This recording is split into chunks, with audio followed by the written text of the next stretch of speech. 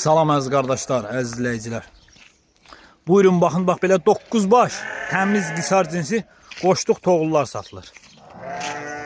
Buyurun baxın, təmiz qisar. Bunlara baxın, maşallah olsun. 9 baş heyvan.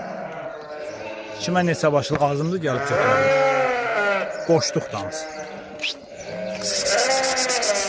Bunlara baxın, maşallah olsun. Belə şeylər.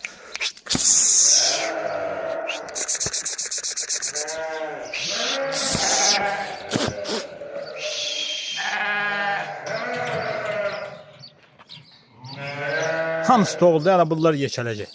Heç birisi diş vurmuyor.